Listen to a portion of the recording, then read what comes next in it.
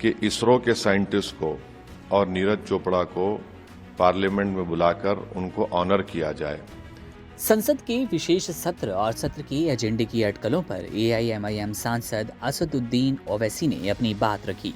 वे बोले कि हम शुरू से ही विशेष सत्र की मांग कर रहे हैं क्योंकि चीन ने भारत की 2000 वर्ग किलोमीटर जमीन पर कब्जा कर लिया है। डेपसांग और डेमचोक को छोड़ना, जब वे एक विशेष सत्र बुलाएंगे तो हमें उम्मीद है कि पीएम चीन पर चर्चा की अनुमति देंगे। दूसरे रोहिणी आयोग ने अपनी रिपोर्ट दी है, इसलिए हम मांग करते हैं कि मोदी सरकार विशेष सत्र में एक विधेयक लाए ताकि 50% आरक्षण की सीमा का उल्लंघन किया जा सके। तीसरा, हम मांग करते हैं कि इसरो वैज्ञानिक और नीरज चोपड़ा को संसद में आमंत्रित किया जाए और सम्मानित किया जाए। इसके बाद way one nation one election पर भी बोले। क्या कुछ बोले, वीडियो देखिए। देखिए, स्पेशल सेशन तो सरकार बुला रही है और बिल्कुल ही कम वक्त दिया गया है, मगर हम शुरू से ही डिमांड कर रहे थे कि स्पेशल सेशन बुलाया जाए क्योंकि चीन हमारी भारत की 2000 स्क्वायर किलोमीटर पर कब्जा करके बैठा है और चीन डेपसांग डेमचोक को छोड़ नहीं रहा है।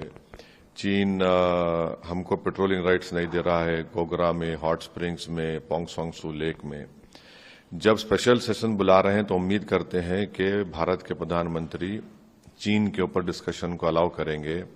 दूसरा, हम भारत सरकार से, मोदी सरकार से इस बात का डिमांड करते हैं कि रोहिणी कमीशन ने अपनी रिपोर्ट दे दी है तो वो फौरन 50% जो रिजर्वेशन की लिमिट है उसको ब्रीच करें और पार्लियामेंट में स्पेशल सेशन में एक बिल लेकर आएं ताकि हम वो 50% की लिमिट को ब्रीच कर सकें।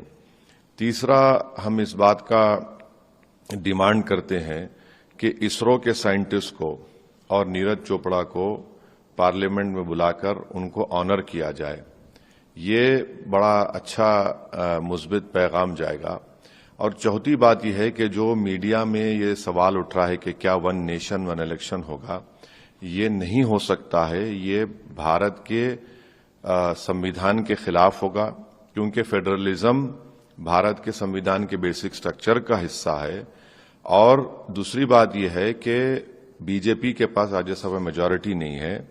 तीसरी बात उसमें यह निकलेगी कि बहुत से अपोजिशन रूल्ड स्टेट्स हैं जो इस बात को कबूल नहीं करेंगे क्योंकि कर्नाटक में हालिया इलेक्शन हुआ, क्यों दूसरे स्टेट्स करेंगे। तो वन नेशन वन इलेक्शन मेरे लगता है कि अनकॉन्स्टिट्यूशनल होगा, फेडरलिज्म के खिलाफ होगा, वो बेसिक स्ट्रक्चर का हिस्सा है।